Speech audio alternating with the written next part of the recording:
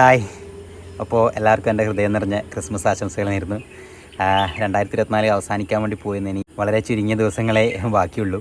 അപ്പോൾ 2024 എന്നെ സംബന്ധിച്ചിടത്തോളം വളരെ നല്ലൊരു വർഷമായിരുന്നു. ഒരുപാട് മോശാനുഭവങ്ങളും ഒരുപാട് നല്ല അനുഭവങ്ങളും ഉണ്ടായിട്ടുണ്ട്. എന്ത് ചെയ്യണം എന്ത് ചെയ്യരുത് എന്ന് എന്നെ പഠിപ്പിച്ചൊരു വർഷമാണ് 2024. അതുപോലെ തന്നെ എന്നിൽ നിന്ന് പോയവർ, എന്നിലേക്ക് വന്നവർ, ഞാൻ ചെയ്ത കാര്യങ്ങൾ, ചെയ്യാത്ത കാര്യങ്ങൾ, അങ്ങനെ ഒരുപാട് അനുഭവങ്ങൾ നിറഞ്ഞ് ഒരു എന്താ പറയുക, ഇത്രയും കാലത്തെ ജീവിതത്തിനിടയിൽ ഒരു വലിയ പാഠം പഠിപ്പിച്ച ഒരു വർഷമാണ് 2024. അതുകൊണ്ട് 2024 ആദ്യം തന്നെ നന്ദി പറയുന്നത്. നിങ്ങൾക്കും 2024 നല്ല അനുഭവങ്ങളാണ് തന്നിട്ടുണ്ടാവുകയെന്ന് ഞാൻ പ്രതീക്ഷിക്കുന്നത്. അപ്പോൾ ഇനി 2025 പുതിയ വർഷത്തിലേക്കാണ് നമ്മൾ കടന്നുകൊണ്ടിരിക്കുന്നത്. എല്ലാവരും നല്ല രീതിയിൽ തന്നെ നമുക്ക് തുടർന്നും ഇതുപോലെ മുന്നോട്ട് പോകാൻ പറ്റട്ടെ എന്ന് ആദ്യം തന്നെ പ്രാർത്ഥിക്കുന്നത്. അപ്പോൾ എൻ്റെ ജീവിതത്തിലെ ഏറ്റവും പ്രധാനപ്പെട്ട ഒരു സംഭവം, ഒരു കാര്യം വെച്ചാൽ സിനിമ. ഞാൻ 2016 മുതൽ സിനിമ ചെയ്യാൻ സിനിമ മനസ്സിൽ ആഗ്രഹവും കൊണ്ടിങ്ങനെ നടക്കുന്നുണ്ട്. അപ്പോൾ 2-3 പ്രാവശ്യം ഞാൻ സിനിമേൻ്റെ അടുത്തെത്തി. പക്ഷേങ്കിൽ എന്തൊക്കെയോ കാരണങ്ങൾ കൊണ്ട് ചെയ്യാൻ പറ്റിയില്ല, പൂർത്തിയാക്കാന്നല്ല, ഞാൻ പ്രൊഡ്യൂസറെ കണ്ടു, കഥ പറഞ്ഞു, ഓക്കെ ആയി. ബിജുമ അങ്ങനെ 1-2 ആൾക്കാരുടെ ഡേറ്റ് കാര്യങ്ങളെല്ലാം ഓക്കെ ആയി. അങ്ങനെയെല്ലാം നിൽക്കുന്ന സമയത്ത് കോവിഡ് വന്നു. അപ്പോൾ അത് ഡ്രോപ്പായി പോയി. നമ്മൾ എന്ത് ചെയ്യുമ്പോൾ ഭാഗ്യം, നമ്മളെ സമയം അങ്ങനെയെല്ലാം ഉണ്ടല്ലോ. അപ്പോൾ എൻ്റെ സമയം ചിലപ്പോൾ ഇപ്പോൾ ആയിരിക്കും ആയിട്ടുണ്ടാവുക. അതുകൊണ്ട് ഞാൻ എല്ലാ കാര്യവും പോസിറ്റീവായിട്ടാണ് എടുക്കുന്നത്. എൻ്റെ ജീവിതത്തിൽ നടന്ന എല്ലാ കാര്യങ്ങളും, ജീവിതത്തിൽ നടന്നുകൊണ്ടിരിക്കുന്ന എല്ലാ കാര്യങ്ങളും നല്ലതിന് വേണ്ടിയിട്ടാണെന്ന് മാത്രമേ ഞാൻ വിശ്വസിക്കുന്നുള്ളൂ. അപ്പോൾ നമ്മളെ സിനിമ, എൻ്റെ ആദ്യത്തെ സിനിമ അലീന ദ ബിഗിനിങ് എന്ന് പറഞ്ഞ സിനിമ വയനാട് നിന്നാണ് നമ്മൾ ഷൂട്ടെല്ലാം ചെയ്തത്. ബിജുവാട്ടിൻ്റെ ചാനലിലോട്ട് ഞാൻ ഒരുപാട് പ്രാവശ്യം പറഞ്ഞിട്ടുണ്ട് നമ്മുടെ സിനിമയെ കുറിച്ചിട്ട്. അപ്പോൾ സിനിമ ജനുവരി മാസം അവസാനത്തോട്ടേക്ക് റിലീസ് ചെയ്യാൻ വേണ്ടി പോയെന്ന് നമ്മൾ ഇന്നൊരു പോസ്റ്റർ ഇട്ടിട്ടുണ്ട്. ഞാൻ ആ പോസ്റ്റർ ഇവിടെ കൊടുക്കാം.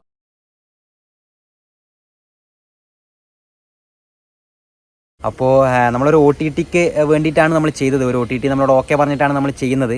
പക്ഷേങ്കിൽ അവസാന സമയത്തോട്ട് എത്തുമ്പോഴത്തേക്ക് ആ OTTക്ക് ചെറിയ ഇഷ്യൂവും കാര്യങ്ങളെല്ലാം വന്നപ്പോൾ അവർക്ക് മുന്നോട്ടേക്ക് പോകാൻ പറ്റാണ്ടായി. അപ്പോൾ നമ്മളെ സിനിമയും അതിൽ റിലീസ് ചെയ്യാൻ പറ്റാണ്ടായി. ടാക്കീസ് റിലീസ് നമ്മൾ ആദ്യമേ നോക്കിയിട്ടില്ല, OTT റിലീസായിരുന്നു നോക്കിയത്.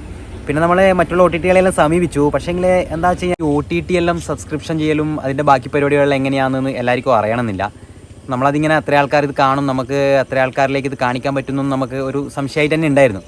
അപ്പോൾ അങ്ങനെ നിൽക്കുമ്പോഴാണ് ഞാൻ ബിജുവാട്ടിനോട് പറഞ്ഞു, ബിജുവാട്ട് അങ്ങനെയാണ് നമുക്കൊരു കാര്യം ചെയ്യാം, നമുക്ക് യൂട്യൂബിലേക്ക് റിലീസ് ചെയ്താൽ ആൾക്കാർക്ക് ഇത് ഫ്രീ ആയിട്ട് കാണാമല്ലോ, നമ്മളെ സിനിമ ആൾക്കാർക്ക് ഫ്രീ ആയിട്ട് നമ്മളെ ചാനലിൽ കാണാമല്ലോ. അപ്പോൾ നമ്മളാക്കിക്കൊണ്ടിരിക്കുന്നതും നമ്മളെ ആക്കിയതും എല്ലാം നിങ്ങളാണ്, യൂട്യൂബാണ് നമ്മളെല്ലാം ആക്കിയതും എല്ലാം.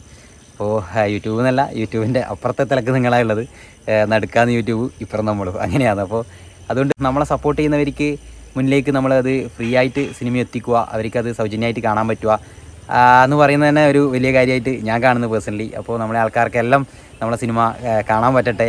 അപ്പോൾ ബിജുവാട്ടിനും അത് ഓക്കെ പറഞ്ഞു. നമ്മളപ്പോൾ അങ്ങനെ യൂട്യൂബിൽ റിലീസ് ചെയ്യാൻ വേണ്ടിയിട്ടുള്ള പരിപാടിയാണ്. അതിൻ്റെ ബാക്കി അപ്ഡേഷൻസും കാര്യങ്ങളെല്ലാം വഴി അറിയിക്കാം. എവിടെ, എങ്ങനെ, സമയം, കാര്യങ്ങളെല്ലാം ഡേറ്റൊക്കെ നമ്മൾ വഴിയെ ഓരോ അപ്ഡേഷൻസ് ആയിട്ട് അറിയിക്കാം എന്നാണ് പറയാനുള്ളത്. വീഡിയോ എടുത്തുകൊണ്ട് നിൽക്കുമ്പോഴത്തേക്ക് നമ്മളെ ടീമെല്ലാം എത്തിയിട്ടുണ്ട്. അതിൽ ഞാനത് അങ്ങോട്ട് നോക്കിപ്പോയേ, ബൈക്കെല്ലാം എടുത്തിട്ട് ഇതാ നമ്മളെ വീഡിയോ നമ്മൾ വണ്ടി വെച്ച് അവിടെ നമ്മൾ ഷോർട്ട്സെല്ലാം എടുക്കുന്നത് ആ കല്ലട്ടീനായിരുന്നു.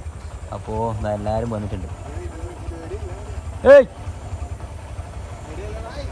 ഇങ്ങനെയാ 3, അതെന്നാണ് ഒരു 3. അപ്പോൾ പറഞ്ഞുകൊണ്ടിരിക്കുമ്പോഴത്തേക്ക് വിനീഷേട്ടൻ വന്നിട്ടുണ്ട്. വിനീഷേട്ടനെ ഇങ്ങനെ, വിനീഷേട്ടൻ നിങ്ങളെ എൻട്രി ഇങ്ങനെയാണ്, നല്ലൊരു എൻട്രിയാന്ന് കാണിക്കണ്ട, കോട്ട് സൂട്ടെല്ലാം ഇട്ടിട്ട് നിങ്ങളെ എൻട്രി ഇങ്ങനെയാണ്. അപ്പോൾ ഇതാണ് വിനീഷേട്ടൻ. നമ്മളെല്ലാവരും പറയലുണ്ട്, ബിജുവാട്ടനും വിനീഷേട്ടൻ എന്ന് പറയുന്നത് കേട്ടിട്ടുണ്ടാവും, ഞാനും പറയലുണ്ട്. അപ്പോൾ ഇതാണ് വിനീഷേട്ടൻ. ഇത് വിനീഷേട്ടൻ മാൻ. പേര് പറയടാ. വിക്രാന്ത്. അപ്പോൾ വിനീഷേട്ടൻ നമ്മളെ ചെറുപ്പത്തിലെ പേടി സ്വപ്നമായിരുന്നു വിനീഷേട്ടൻ. ഇവർക്ക് ചൗവിനൊന്നും അല്ല, ഇവനെല്ലാം അറിയാം. എനിക്ക് ഇവനെ കൊടുവലേശ്വരൻ്റെയാണ്. കൊടുവലേശ്വരൻ്റെ ഇവനെ ഇവിടെ അല്ലേനും, ഇവർക്കെല്ലാം അറിയായിരിക്കും. ജിഷ്ണു ആരാ? സഞ്ജുന. വിഷ്ണുവിന് സഞ്ജുവിനെല്ലാം അറിയാം. നമ്മൾ അംഗൻവാടിയിൽ പഠിക്കുന്ന സമയത്ത് നമ്മൾ ഉച്ചക്ക് കിടന്നുറങ്ങൂലേ, അപ്പം നമ്മളെന്ത് ചെയ്യും, ഉറക്കിയപ്പാട് പ്രേമ ടീച്ചർ പോകും. അല്ല എന്നാലും പറയണം, ഈ ചാനലിൽ പറഞ്ഞിട്ടില്ല, അത് മറ്റേലേ പറഞ്ഞില്ല.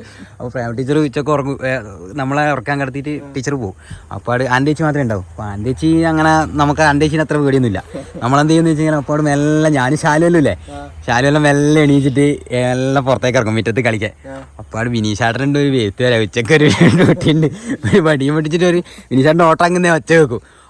അപ്പാട് പോയാലല്ലോ ഇല്ലേ, ബോധം വരെ ഉറങ്ങിയിട്ട് പേടിച്ചിട്ട്. പക്ഷേങ്കിൽ അവന്ത് ഇപ്പോൾ ഒരു ഏട്ടനനിയനെ പോലെ തന്നെ ഉണ്ട് എന്നാണ് പറയാനുള്ളത്. അപ്പോൾ ഇതാണ് വിനീഷേട്ടൻ്റെ മാൻ. അപ്പോൾ വളരെയേറെ സന്തോഷത്തിലാണ് 2024 അവസാനിപ്പിക്കാൻ പോകുന്നതെന്നാണ് പറയാനുള്ളത്. അതുപോലെ തന്നെ നമ്മളെ കൂടെയുള്ളവർ എത്രത്തോളം നല്ലവരാണോ അത്രത്തോളം നമ്മളും നല്ലതായി തീരും. ചന്ദ്രൻ ചാരിയാൽ ചന്ദ്രൻ മുളക്കുന്നില്ല വരുന്നില്ല. അപ്പോൾ നമ്മളെ കൂട്ടുകെട്ട് എങ്ങനെയാണോ അതുപോലെ ആയിരിക്കും നമ്മളെ പ്രവൃത്തികളും നമ്മളെ പെരുമാറ്റവും എല്ലാം. അത് ഞാൻ ഇപ്പം പറയാനുള്ള കാരണം എന്ന് വെച്ചാൽ എന്നെ ഒരുപാട് ആൾക്കാർ ഈ നമ്മളെ ചാനൽ കണ്ടിട്ട് വിളിക്കലുണ്ട്. എൻ്റെ നമ്പർ ഓൾറെഡി കൊടുത്തിട്ടുണ്ടല്ലോ. അപ്പോൾ ഒരുപാട് ആൾക്കാർ വിളിക്കലുണ്ട്. പല കാര്യങ്ങളും വെറുതെ സംസാരിക്കാൻ വേണ്ടി വിളിക്കുന്നവരുണ്ട്, വീഡിയോ കണ്ടിട്ട് നന്നായി എന്ന് പറയാൻ വേണ്ടി വിളിക്കുന്നവരുണ്ട്, ചാനലിൻ്റെ സംശയങ്ങൾ ചോദിച്ചിട്ട് വിളിക്കുന്നുണ്ട്. അങ്ങനെ പല ആൾക്കാരും വിളിക്കലുണ്ട്. പക്ഷേ ഈ അടുത്ത് ഞാൻ എൻ്റെ വളരെ വേണ്ടപ്പെട്ട രണ്ടുപേരെ കൂടി ഇങ്ങനെ ഇരിക്കുമ്പം എനിക്കൊരു ഫോൺ വന്നു. ഞാനൊരു പരിപാടിയിലായിരുന്നു. അപ്പോൾ എനിക്കൊരു ഫോൺ വന്നിട്ട് ആദ്യം തന്നെ എടുത്തപ്പാട് ചോദിച്ചത് അക്ഷയേട്ടനല്ലേ എന്ന് ചോദിച്ചു. ഞാൻ പറഞ്ഞു അതെ. അപ്പോൾ എന്നോട് പറഞ്ഞു പിന്നെ ഫ്രീ ആണോ എന്ന് ചോദിച്ചു. ഞാൻ പറഞ്ഞല്ല, ഞാൻ ഇങ്ങനെ ഒരു ചെറിയ പരിപാടിയില്ല, എനിക്ക് കുറച്ച് നേരം സംസാരിക്കാൻ പറ്റുമോ എന്ന് ചോദിച്ചു. ഞാൻ പറഞ്ഞു ഇല്ല, ഞാൻ ഇതിലുള്ളത് പരിപാടിയിലുള്ള എനിക്കൊന്നും കേൾക്കുന്നില്ല എന്ന് പറഞ്ഞു. ഞാൻ ഫോൺ കട്ട് ചെയ്തു. ഫോൺ ഇട്ടപ്പോൾ എന്നോട് എൻ്റെ കൂടെയുള്ളവർ ചോദിച്ചു ആരാ വിളിച്ചതെന്ന് ചോദിച്ചു. ഞാൻ പറഞ്ഞു ഇങ്ങനെ ഒരു പെൺകുട്ടിയാണ്, കുറച്ച് നേരം സംസാരിക്കാൻ പറ്റുമോ എന്ന് ചോദിച്ചു. വയസ്സെനക്കറിയില്ലേ, എനിക്കറിയോ കാര്യങ്ങളൊന്നുമില്ല. കുറച്ച് നേരം സംസാരിക്കാൻ പറ്റുമോ എന്ന് ചോദിച്ചു. ഞാൻ പറഞ്ഞു ഇങ്ങനെ പരിപാടിയില്ല ഉള്ളതെന്ന് പറഞ്ഞു. ആ ഓക്കെ എന്ന് പറഞ്ഞു. അപ്പോഴാണ് എനിക്ക് ടെക്സ്റ്റ് മെസ്സേജ് വരുന്നത്, അക്ഷയേട്ടാ ഞാനിങ്ങനെ സൂയിസൈഡിൻ്റെ വക്കിലുള്ളത്, എനിക്ക് എന്നെ ഒന്ന് വിളിക്കുമോ ഫ്രീ ആയാൽ, കുറച്ച് നേരം സംസാരിച്ചാൽ മതി, ഞാൻ ചിലപ്പോൾ ഓക്കെ ആവുന്നിട്ട്. ഞാനത് അവരോട് പറഞ്ഞു. ഞാൻ പക്ഷേ ഇങ്ങനെ എനിക്ക് കുറേ അങ്ങനത്തെ മെസ്സേജ് വരുന്നതുകൊണ്ട് ഞാനത് കാര്യമാക്കിയില്ല. പക്ഷേ അവരോട് ഇങ്ങനെ പറഞ്ഞു ഇങ്ങനെ ഒരു മെസ്സേജ് ഉണ്ട്. അപ്പോൾ ഞാനത് വിട്ടതാണ്. ഞാൻ തിരിച്ച് വിളിക്കൂലായിരുന്നു, ഞാൻ ഒരിക്കലും തിരിച്ച് വിളിക്കൂലായിരുന്നു അവരാ. പക്ഷേ അവർ എന്നോട് രണ്ടുപേരും പറഞ്ഞു അത് നിങ്ങൾ വിളിക്കുക, ചിലപ്പോൾ നിങ്ങളൊരു സംസാരം കൊണ്ട് ചിലപ്പോൾ ഉള്ളതായിരിക്കും. സൂയിസൈഡ് ചെയ്യാൻ നിൽക്കുമ്പോൾ നിങ്ങളെ വിളിച്ചിട്ടുണ്ടെങ്കിൽ ഒരു കോൾ ചിലപ്പോൾ അവർ ജീവിതത്തിലേക്ക് തിരിച്ചു കൊണ്ടുവന്നാലോ, നിങ്ങൾ എന്തായാലും വിളിച്ചു നോക്കുന്നു. സത്യം പറഞ്ഞു കഴിഞ്ഞാൽ ഞാൻ പല ആൾക്കാരെയും കണ്ടിട്ടുണ്ട്.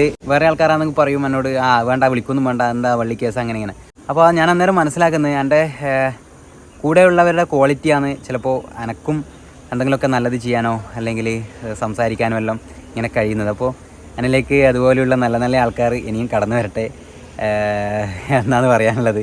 വന്നവരെല്ലാം അത്രയും പ്യുവറായിട്ടുള്ള ആൾക്കാരാണ് എൻ്റെ കൂടെയുള്ളതെല്ലാം. അതിലൊരുപാട് സന്തോഷമുണ്ട്. അപ്പോൾ അതൊരു വല്ലാത്തൊരു അനുഭവമായിരുന്നു എൻ്റെ ജീവിതത്തിൽ. അങ്ങനെയെല്ലാം പറയുന്ന കുറച്ച് ആൾക്കാർ, ഒന്നോ രണ്ടോ ആൾക്കാർ മതി നമ്മുടെ ജീവിതത്തിൽ. അപ്പോൾ ഞാനത് തിരിച്ചു വിളിച്ചു. അപ്പോൾ എന്നോട് ഇങ്ങനെ പറഞ്ഞു കുറച്ച് ഇങ്ങനെ ഇഷ്യൂസ് ഉണ്ട് കാര്യങ്ങൾ. ഞാൻ കുറച്ച് നേരം സംസാരിച്ചു. ഞാനിട്ട് പറഞ്ഞു ഇങ്ങനെ പ്രോഗ്രാമുള്ളത് എന്തായാലും ഞാൻ കഴിഞ്ഞിട്ട് വിളിക്കാമെന്ന് പറഞ്ഞു.